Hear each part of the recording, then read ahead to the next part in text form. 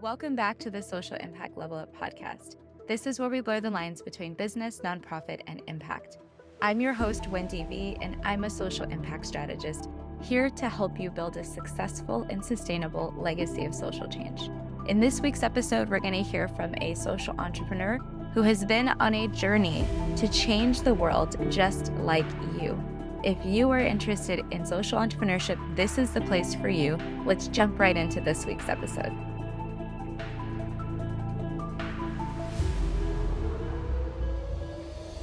Hey, we're here again with another episode of the Social Impact Level Up podcast. I'm Wendy V, your host, and I'm here with an amazing friend, Adriana.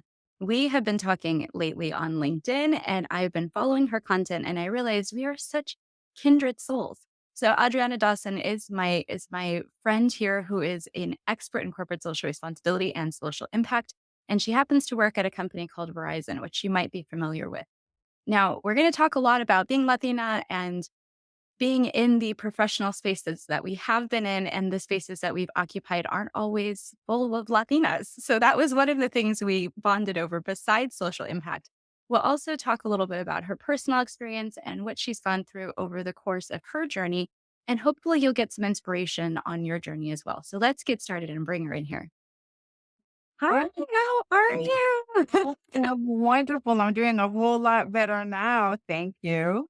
Yeah, it's good to see you. I'm excited. I'm like, this is so great. It's like being on with your friends. You're like, you get to hang out with your friends on the podcast.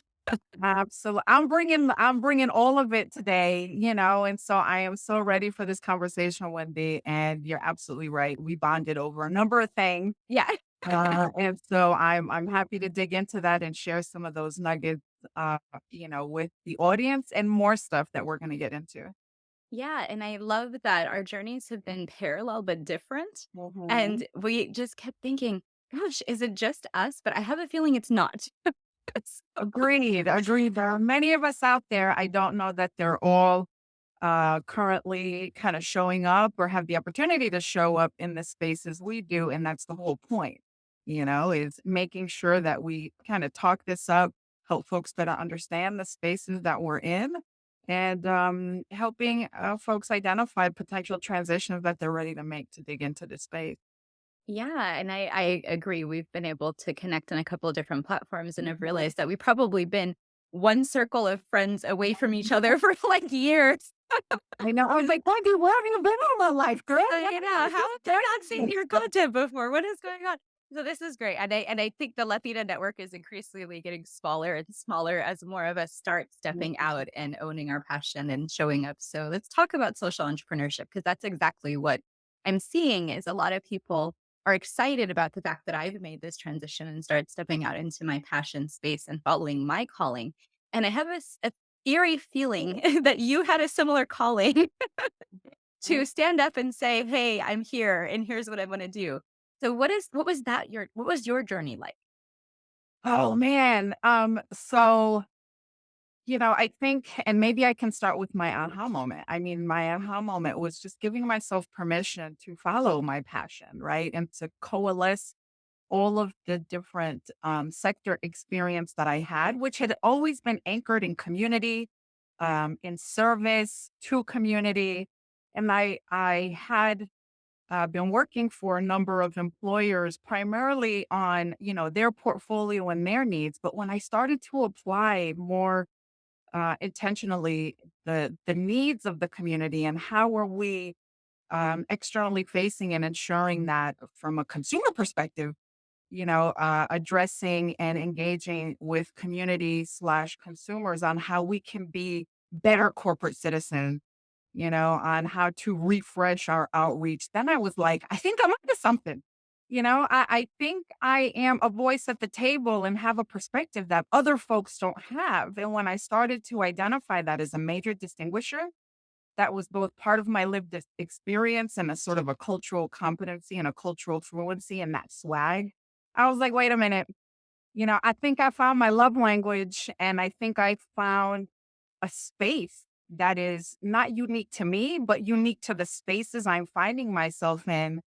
And I gave myself permission to dive in, versus dialing back, like, worried about the eye rolls and people saying, "Oh, there she goes again," there came a point where I embraced it. And I was like, this is what you're going to get. Right. Because you need more of this. And so to your point, it was when I decided to level up and dive in and say yes to community and yes to the intersectionality of business, profit, people, and purpose, and recognizing that it doesn't have to be one or the other. It can be all of it.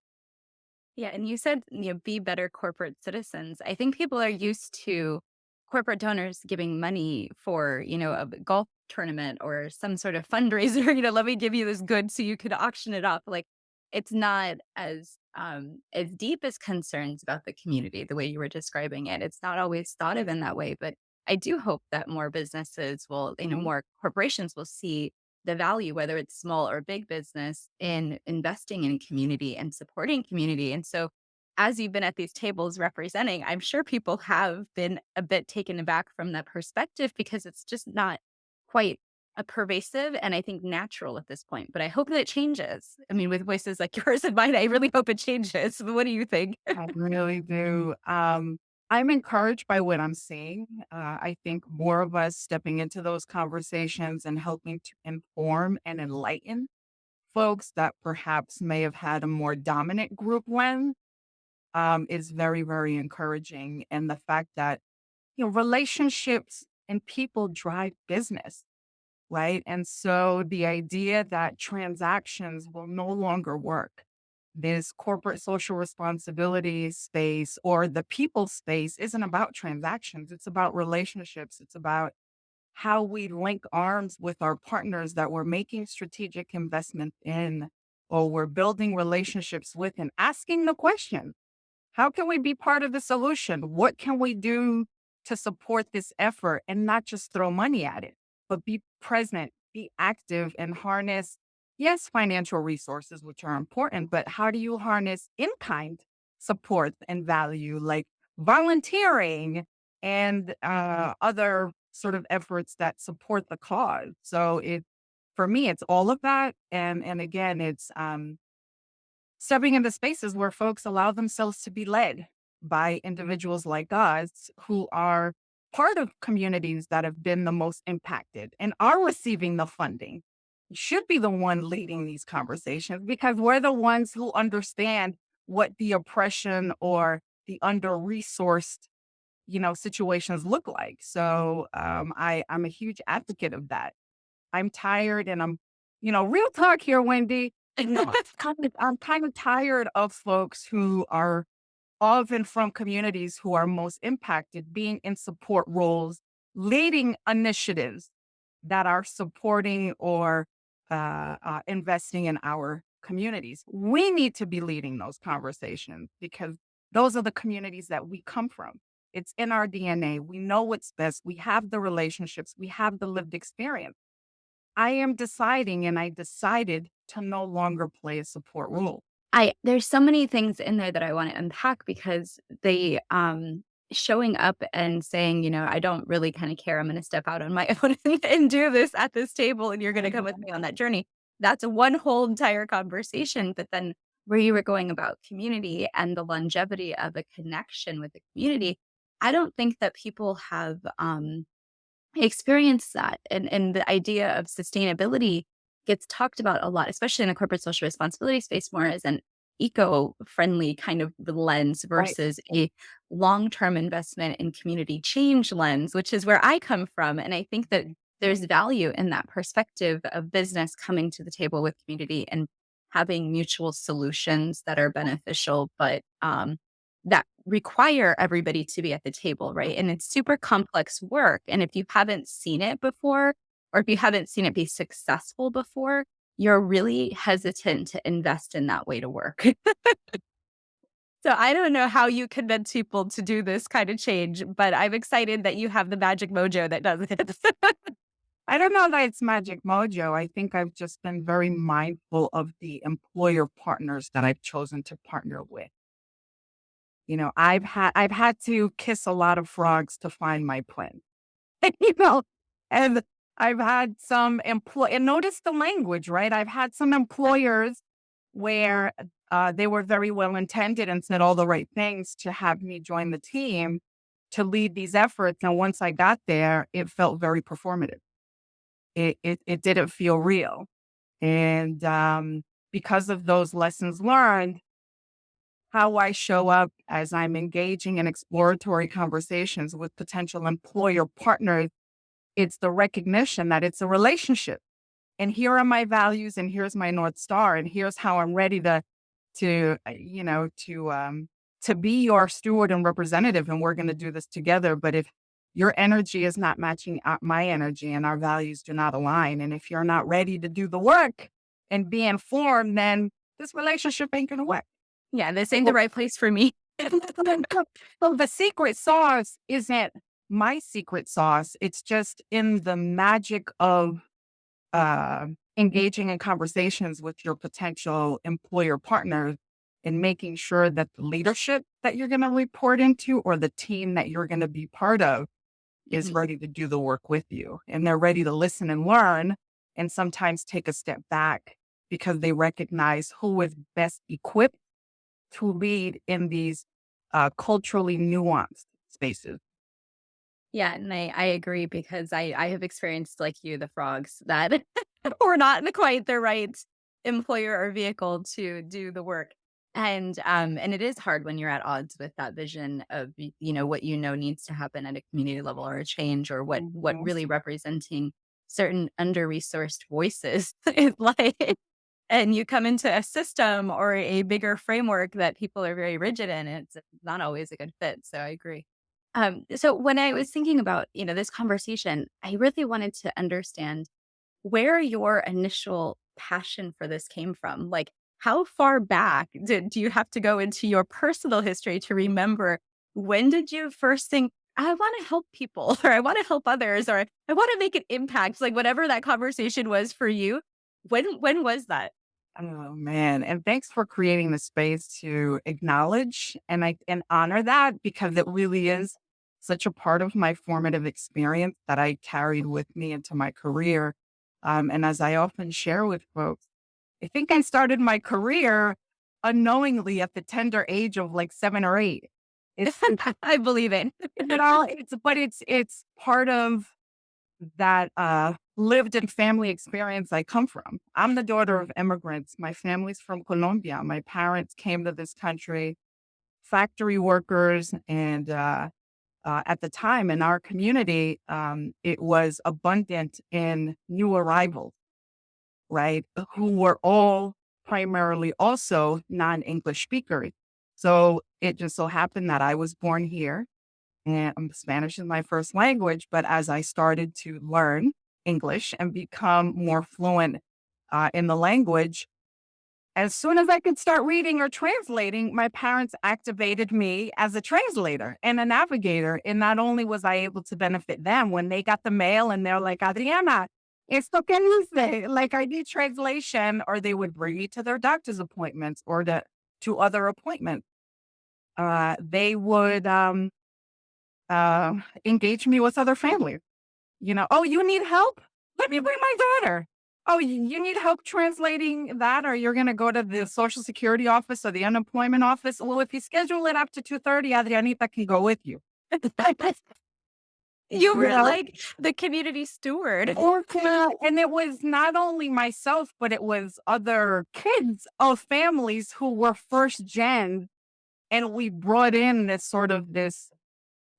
ability that our parents didn't have. And so again, I was being a little facetious, but I wasn't. That at a very tender age, I recognized the power of having a voice, the power of activating community, building community, and supporting others and amplifying their voice. So that's just something that's innately part of my DNA. So as I was thinking about career, those tenets just kind of they rose to the top. And that's a great way to think about it too. It's like being a representative of a community who had agency. And you could think of it as, new arrivals or people who struggle with English language Mhm. skills. and think of it as a lack of agency, but instead it's like there was a whole stream of people who were empowered in this community Right. in a really different way. No, absolutely. And I thank them constantly for loving on me the way they did and for trusting me because I do feel like it's such an honor when families and individuals invite you into their personal stuff and are vulnerable with you and ask you to join them in advocacy or in support. And so the role that I was in then and the role that I'm in now, I don't take lightly, I don't take for granted. And I feel such a sense of responsibility and a sense of honor for having the ability to uh, be part of community and helping amplify different voices and opportunities that often get lost. Yeah, and I agree that it's you don't always see people like you at that table representing or having the voice. So sometimes when you do, you're like, "Oh, that's my one friend." Right, right, That's the right. one person I saw who's also brown here in this room. So it is kind of an anomaly. You don't have like a whole room full of people, but I think as the generations change, now you are starting to see more Mm, and more diverse spaces that have made it to C-suite or high level executive positions and are at the table making decisions. And so, what have you noticed in like this social impact space? Is there more diversity? Are you seeing more voices, more people stepping out, or do we still have a call to action for people to hurry up and step out? Like, what are we doing here? let me get my blade horn out, girl, because that's not the action needs to be loud and proud. And I'll circle back behind my earlier statement. I think there was a report that was released a little over a year ago by a national organization that keeps their finger on the pulse of the corporate social responsibility space and the trends and the activity. And one thing that was very clear in that report was, if my memory serves me correctly, about 67% of the leaders who are leading this work are white women, right? And so I applaud the allyship there, but certainly that speaks volumes about folks in support role who have that lived experience, the cultural competency, and the skills and the ability to be leading, but why are they not? Right. So we need more flavor in this space. So that call to action is loud and proud. Okay, guys, listen up. And I think it's also for me the idea that people can heal from their lived experience in a time where they can still professionally be in a capacity to make change. Oh, Because, you were all going through our journey and it takes a certain amount of healing to be able to do some of that mhm. advocacy and stepping up and being at certain tables and not feeling a certain way about being there. But, I think younger in my career, wasn't comfortable with some of the situations I was in, and I faced a lot of ageism in the government, like, all kinds of things that, besides being the only brown person in the room trying to Absolutely. say certain things that weren't very necessarily excited about. But it was always just an uphill battle, so I don't know if you experienced some of those uphill battles too, but now I think after 40, I'm kinda like, "Oh, no.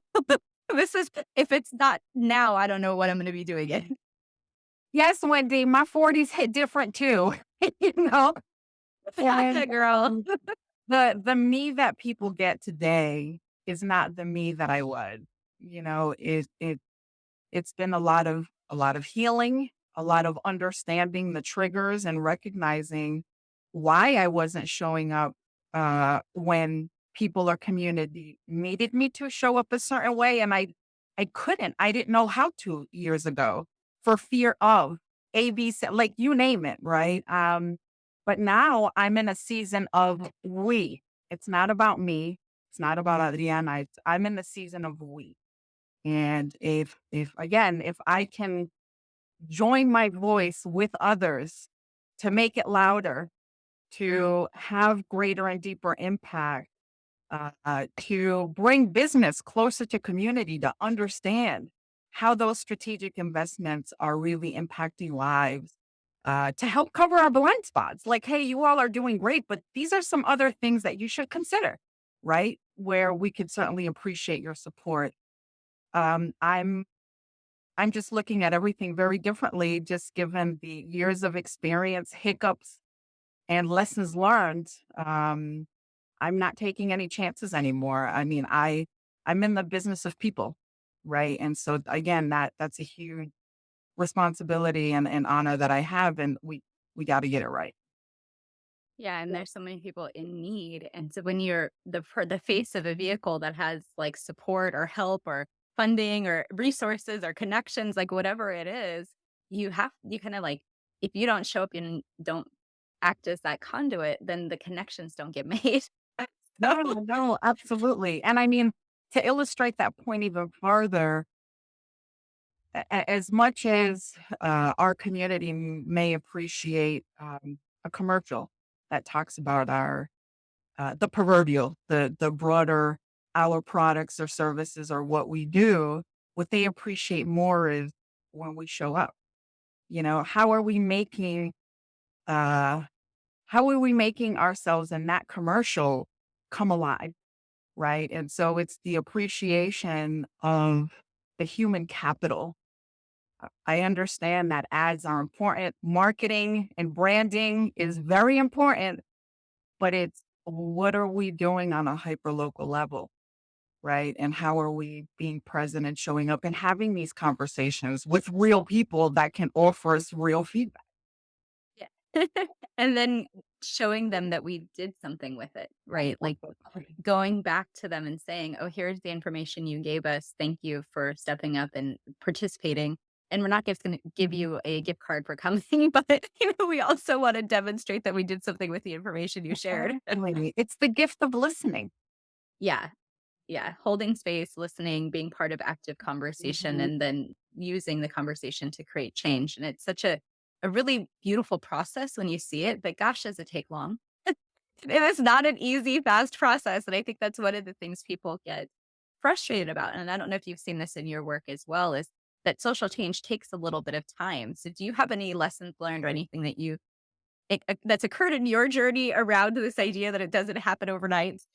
Yeah, no, absolutely. And I'm happy to share some of those. And I also want to sort of anchor that in the idea that I appreciate the mindfulness around developing strategy to do that. But where I think people get stuck and folks in our space get stuck is how do I operationalize it? Right. Especially when they've had strategies and year after year, they develop new strategies, but those strategies go nowhere, you know? And so, um, again, it's how do we come together to help sort of lift thinking to help folks better understand how do you make that strategy come alive? How do you operationalize it? What does it mean for the talent that you need to bring on board?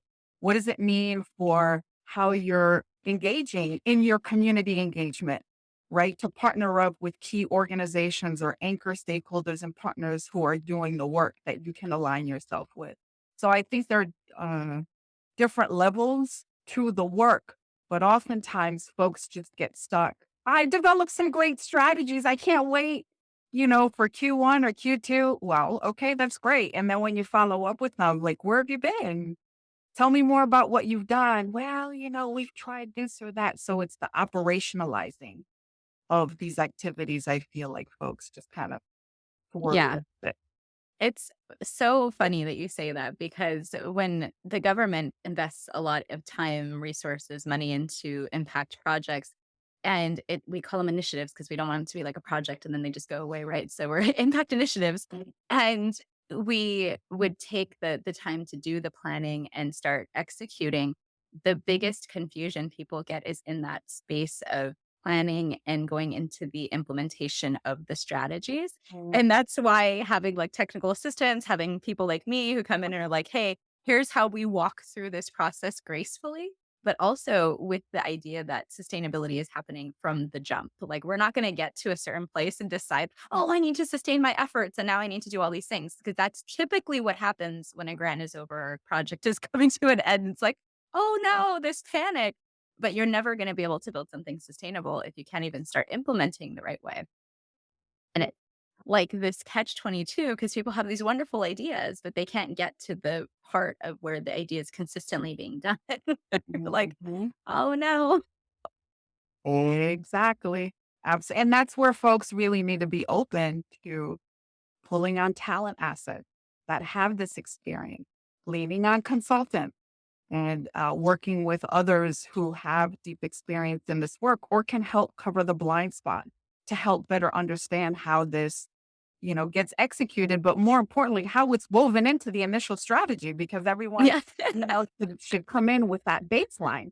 Yeah. We're developing strategy, we're building and constantly weaving and thinking about how this is going to be executed, who we're going to need, how this is going to be resourced, because the resourcing piece is really important. This is all great work. These are all amazing strategies, but if it's under resourced and you don't have the talent assets around it to help with the execution, it's just a pretty piece of paper. Yeah, and I think that that's where people assume if you have a business partner, the business partner is gonna come to some sort of like as a savior to the table with these resources. And it really takes a whole bunch of braiding resources together with like federal, local, state, all of those things and business and individual donors, like all of it. And I think it gets really like complex and meta at some point. So you have to have a plan. You have to have a strategy. Absolutely. And I guess to your point, if I could dig a little bit deeper, that coalition building is key, right? Because sometimes when we just get so focused and stay in our lane, like this is my role and this is solely my role.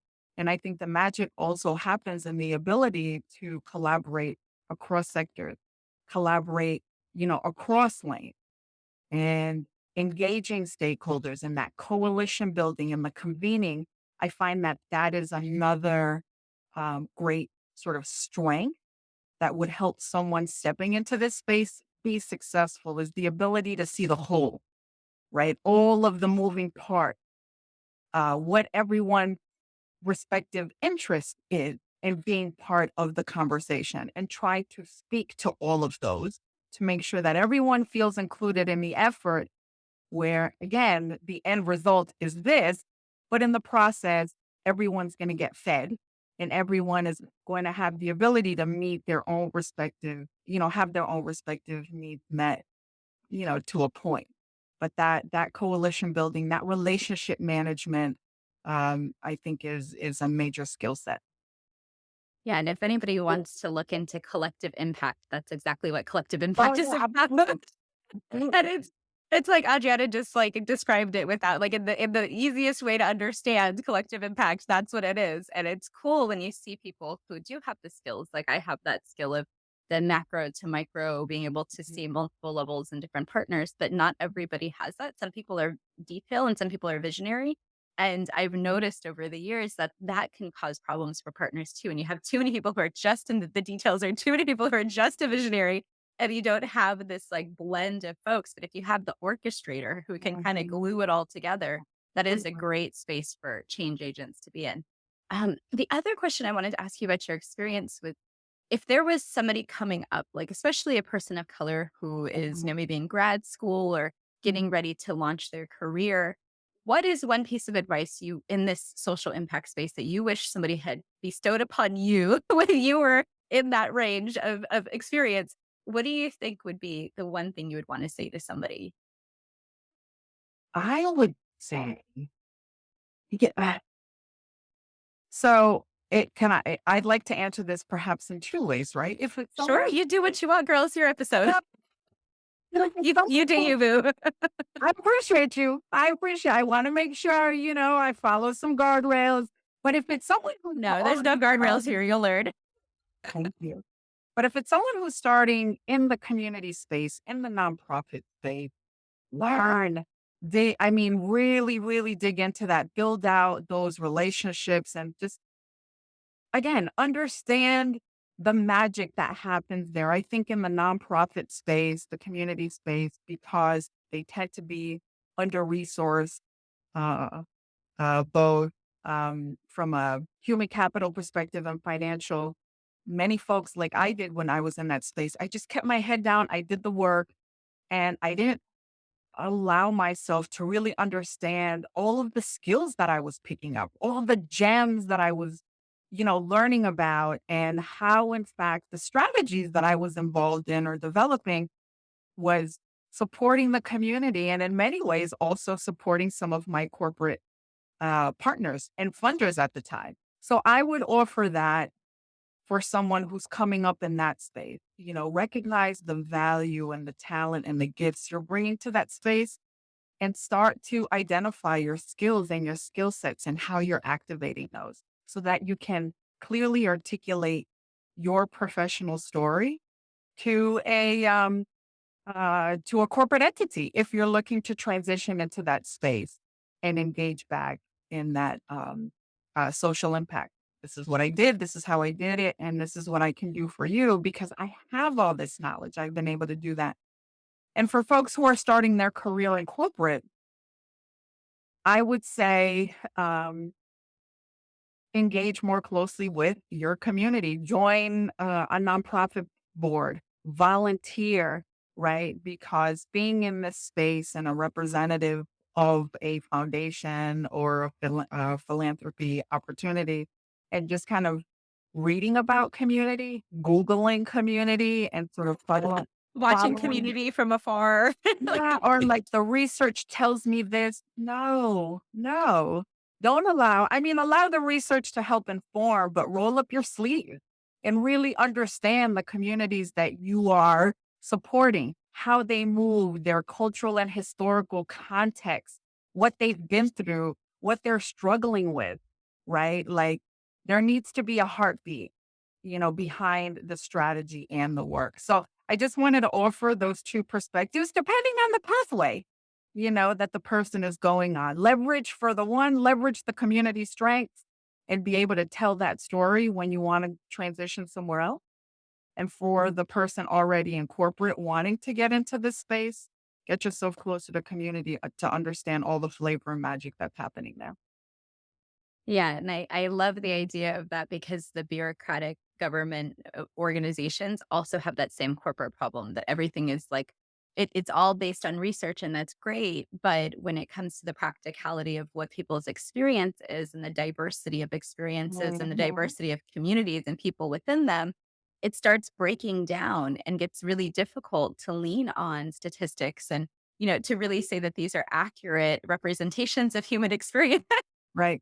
Right. And as you know, our communities are not homogeneous, right? And Oh, so, no, not at you all. know, you know, so it is like, what does that mean? And, as people are thinking about strategic funding or volunteerism, it's how are we showing up?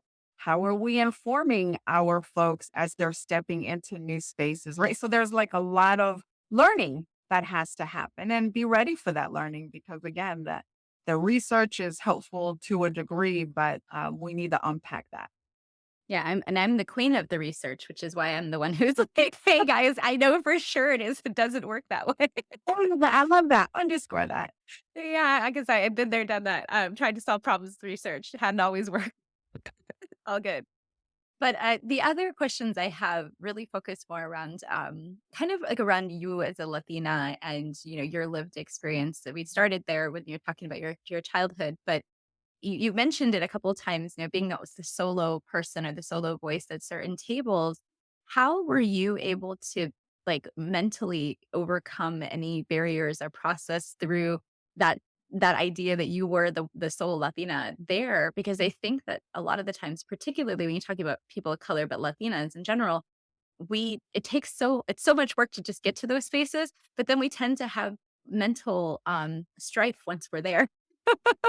So, what was that like for you, and how did you overcome that in order to fully show up as a Latina in those spaces? Yeah. Man, do I have some stories. But early in my career, like I was sharing before, it was emotionally taxing and I didn't show up. I think my body was present, but my mind and my ability to really engage and be a part of the conversation wasn't there. And I think that's also tied to one of my lowercase t traumas growing up, where I I was still an only, right? But my voice wasn't important. My voice didn't matter. And so that little Adriana trauma followed me into my career. And I allowed that to lead. I allowed little Adriana to lead when I was an adult. And so it wasn't until um I started feeling more comfortable with myself. I started surrounding myself with mentors and people who helped me realize that my voice mattered. My lived experience was a competency, even though it wasn't something on a job description that was required for the role that was in. That that skill was probably more important than some of the others in the room, and that probably happened. Took me about because the first 5 to 7 years of my career kind of stalled. Right. And I feel like I wasn't honoring myself enough because I wasn't doing all the things I just talked about. As I started hitting my 30s, okay, I started kicking it into a different gear. But again, that was the mentorship that I was receiving, my ability to ask for help. like, like I need some guidance here. Help me figure out strategies on um, just feeling more self assured and confident when I'm stepping into these spaces. And now I'm just in a very different gear. Like I'm just a whole, different person. So um there's a little bit there, I hope I answered your question, but You it's did. been a process. It's been an evolution. It really has been. Yeah, and I think it's gonna continue to be an evolution because everything changes, all the time, so you kinda gotta roll with it, and I think my identity is the same way. I definitely had struggled with coming out and saying, "Oh, I'm a Latina," because I'm, like, 4th or 5th generation here born here in the United States, so it's just, like, we grow up Latina, but you also grow up American, so sometimes, it would be for me showing up and going, "Oh, I forget I'm the only Latino here in the whole entire room because I just blended with everybody else," and everybody would be like, "Yeah, but I forget you're Latina," but then until there'd be like these small, microaggressions sometimes that would come out, and I'd be like, "Oh," and then suddenly I was really offended, and I had to process that for myself and my own identity, and then be able to step in and say, "Oh, I can be a representative of Mhm. Latinx people," but, I had to first process my own experience, Right. Right. and it No, was yeah. I appreciate that perspective. I think the only other thing I would add is again, early on in my career, I really cared what people thought about me. So I was very much a people pleaser and I would conform a bit to what people expected of me and from me. And I would dim my light. And in conforming, I was very much Latina, but when I stepped into those boardrooms or sat at the table, it, my conversation or my contributions would assimilate, you know, for fear of retribution, for fear that I would be deemed as the only, or there she goes again, because I cared what people thought.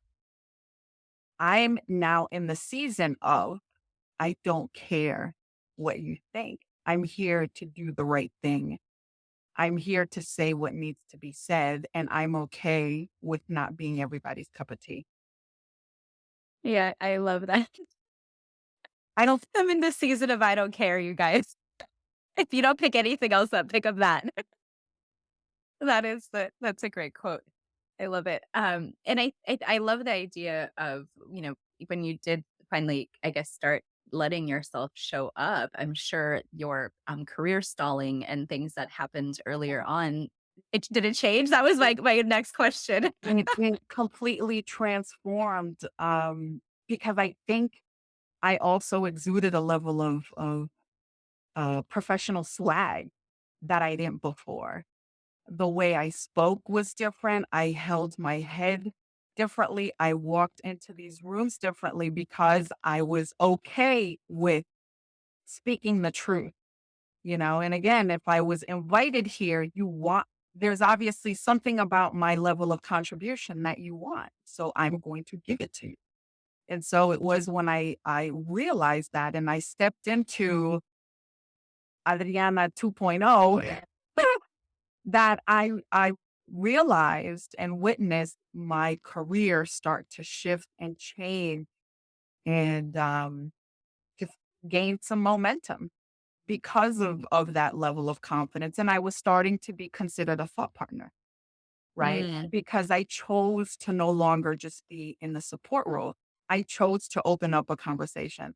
I chose to initiate a conversation around a topic that no one else was willing to talk about.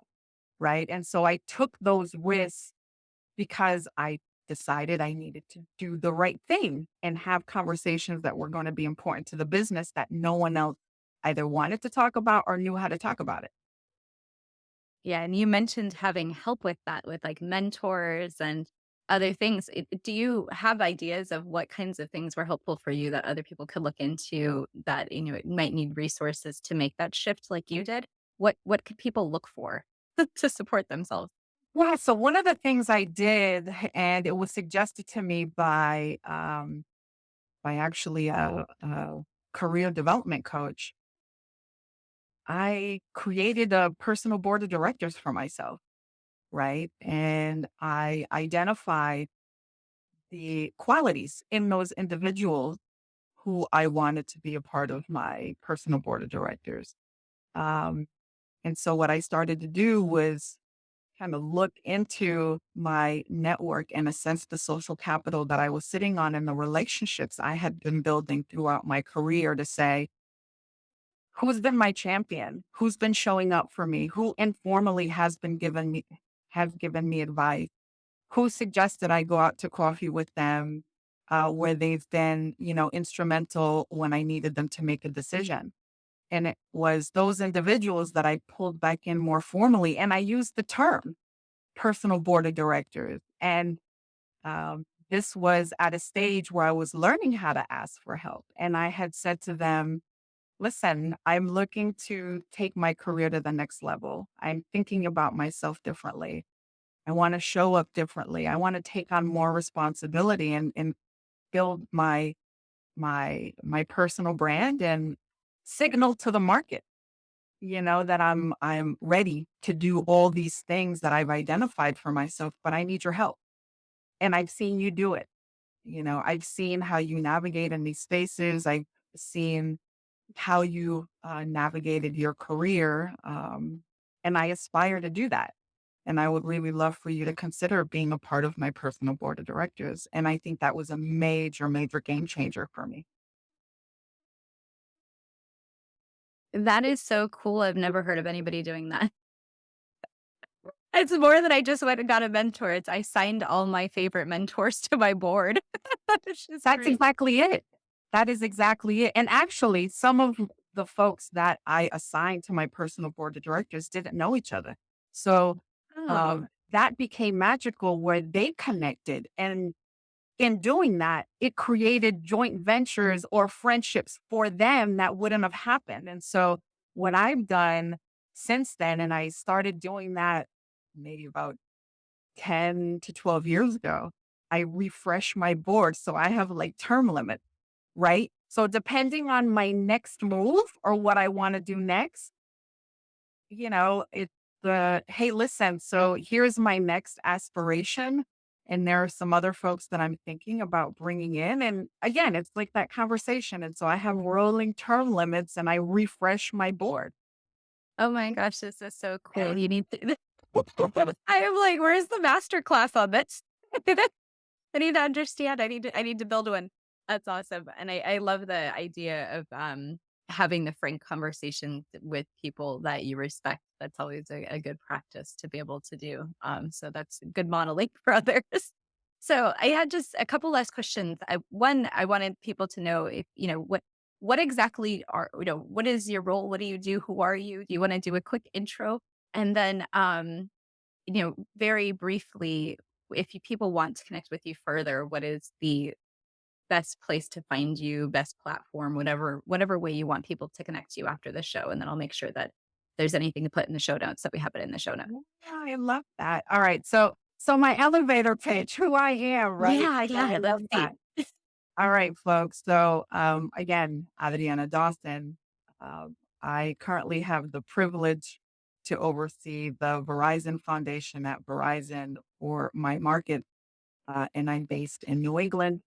And so, overseeing our strategic investment, engaging and driving our social impact programming effort. And I have the wonderful good fortune of being in the community and building those relationships, right? So that's what I do. Who I am. Yeah. So who I am, I love collaboration. Connecting with others is my love language, right? So how to connect with me. LinkedIn is my jam. Love LinkedIn. Love the new connections I've recently made. And so I'm in the season of we, right? And so however I can support your journey, whether you want to uh, follow me on LinkedIn, DM me, and we can find 15 minutes to chit chat. I can learn about your journey. And if there's someone in my network, who I can connect you with, let's go, let's do it. Right. If you're looking for advice or want to hear about my crash and burn situation, where it helped drive all the lessons I learned that's gotten me to where I am now. I'm happy to tell you, about all of those crash and burn. So I'm driven by um, all the ways in which we can, again, the collective impact. How can we come together, do the good work together, and build community in the meantime to position each other for different opportunities just based on where we are, in our career life cycle. And I'm happy to do that. I love that. That is my love language. And you are so generous with that offer. I love it. It's like such a beautiful thing to meet somebody who's genuinely interested in connecting with other people, but not just a hey, here's the sales pitch. It's like, no, I'm not selling you anything. Come with that. I want to know about you.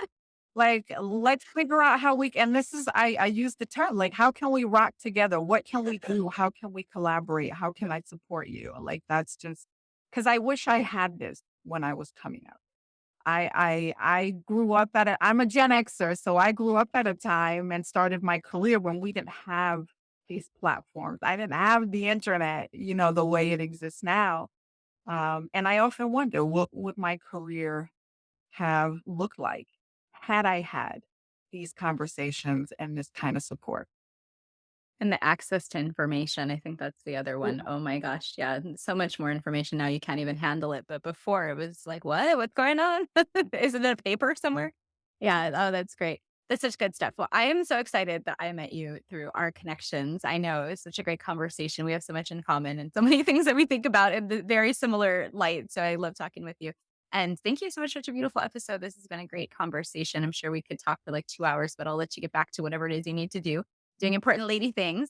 But I hope that our listeners found this, just truly inspirational like I did. So if you want to say any last words to our folks, then go ahead and then we'll I just want to thank you, Wendy. It's been an honor connecting with you, and thank you for creating this space and this vehicle for folks to continue to learn from you and your guests on a variety of topics. But I'm very lucky to have found you, and I look forward to our continued collaboration. And again, for those viewing, please do connect with me, and I am more than happy to provide any assistance or be a resource however I can. Yeah. Oh my gosh. She's such a good resource. So make sure you take her up on that. All right, everyone. Thanks for being here. This is the end of our episode. Have a great one. Take care.